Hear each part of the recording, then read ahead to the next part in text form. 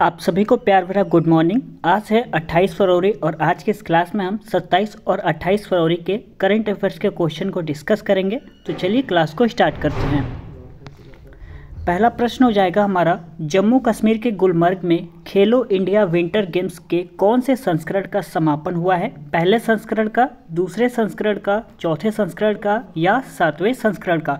इसमें आपका correct answer हो जाएगा ऑप्शन नंबर बी, दूसरे संस्करण का। अभी हाल ही में जम्मू कश्मीर के गुलमर्ग में खेलो इंडिया विंटर गेम्स के समापन हुआ है। कौन से संस्करण का? दूसरे संस्करण का समापन हुआ है, ध्यान रखिएगा।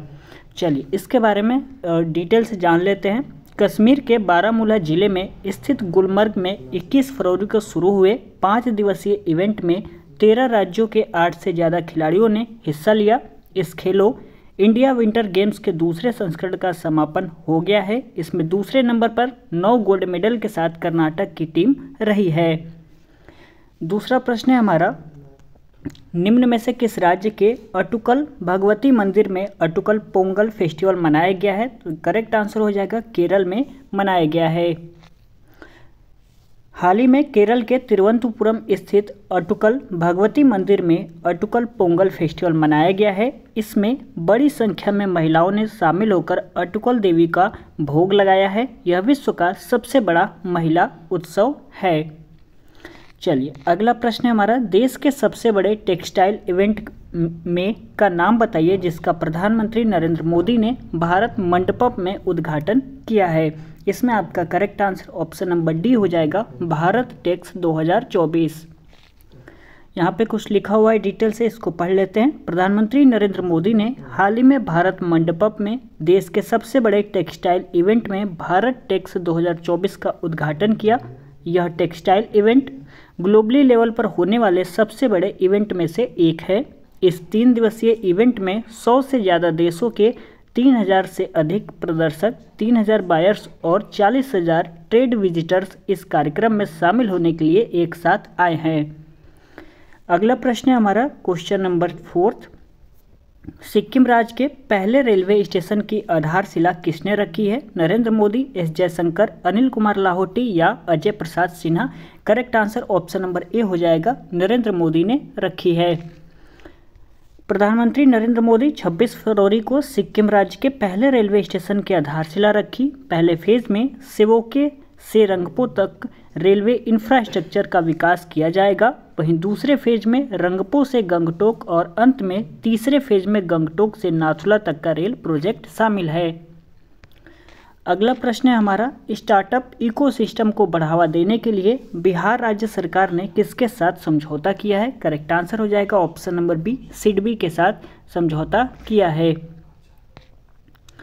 यहाँ पे लिखा हुआ है, बिहार राज्य सरकार ने राज्य में स्टार्टअप इकोसिस्टम को बढ़ावा देने के लिए भारतीय लघु उद्योग विकास बैंक सीडीबी के साथ समझौता ज्ञापन पर हस्ताक्षर किए हैं। इसका उद्देश्य बिहार को स्टार्टअप हब के रूप में परिवर्तन करना है और स्टार्टअप के लिए अनुकूल माहौल तैयार करना है। 500 करोड़ रुपए के शुरुआती कोष के साथ बिहार स्टार्टअप फंड ट्रस्ट की स्थापना की गई है।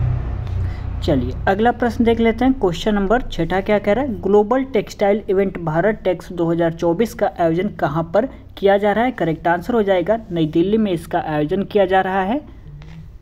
प्रधानमंत्री नरेंद्र मोदी ने नई दिल्ली में global textile event Bharat Tex 2024 का उद्घाटन किया। इस अवसर पर पीएम मोदी ने कहा कि भारत टेक्स 2024 टेक्सटाइल इंडस्ट्री में भारत की असाधारण क्षमताओं को प्रदर्शित करने वाला एक प्लेटफॉर्म है। इस ग्लोबल इवेंट में 100 से अधिक देशों ने प्रतिनिधि भाग ले रहे हैं। चलिए अगला प्रश्न देख लेते हैं। क्वेश्चन नंबर 7, सैफ अंडर 16 महिला चैंपियनशिप का आयोजन किस देश में किया जाएगा? करेक्ट आंसर हो जाएगा ऑप्शन नंबर सी, नेपाल में किया जाएगा।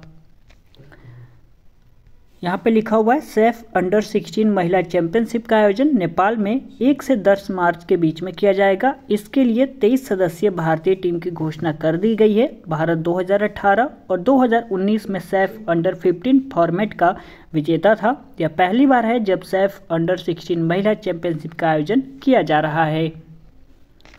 अगला प्रश्न है हमारा, स्क्रीन एक्टर्स गिल्ड अवार्ड्स में सर्वश्रेष्ठ पुरुष अभिनेता का अवार्ड किसने जीता है? करेक्ट आंसर हो जाएगा option number C, Cillian Murphy ने जीता है।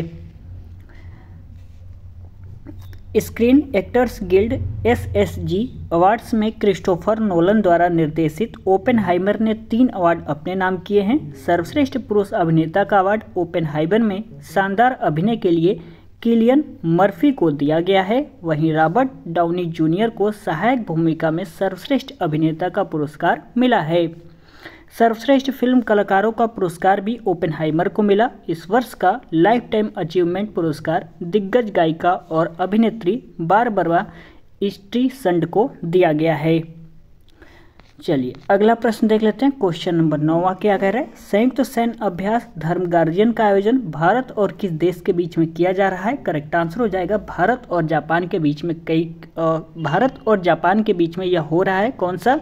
धर्म गार्जियन संयुक्त सैन्य जो अभ्यास है इसका आयोजन भारत और जापान देश के बीच में किया जा रहा है। चलिए इसके बारे में कुछ जान लेते हैं। संयुक्त सैन्य अभ्यास धर्म गार्जियन के 5वें संस्करण का आयोजन राजस्थान के महाजन फील्ड फायरिंग रेंज में किया जा रहा है।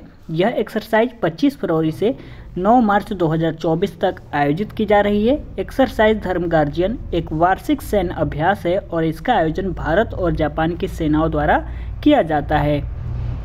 अगला प्रश्न हमारा, भारत के सबसे लंबा केबल स्टे ब्रिज कौन सा है? तो करेक्ट आंसर हो जाएगा ऑप्शन नंबर बी, सुदर्शन सेतु। चलिए इसके बारे में कुछ जान लेते हैं। प्रधानमंत्री नरेंद्र मोदी गुजरात में अरब सागर के ऊपर भारत के सबसे लंबे केबल आधारित पुल सुदर्शन ब्रिज का उद्घाटन किया। यह ब्रिज 2.32 किलोमीटर लंबा है जो ओखा और बेट द्वारका को जोड़ता है। यह भारत का सबसे लंबा केबल स्टे ब्रिज है। इसके निर्माण में 980 करोड़ रुपए खर्च किए गए हैं। इस ब्रिज के फुटपाथ के ऊपरी हिस्से पर सौर पैनल है जो 1 मेगावाट बिजली पैदा करने में मदद करेंगे। पुल में 4 लेन और प्रत्येक तरफ 2.50 मीटर चौड़े फुटपाथ का भी निर्माण किया गया है।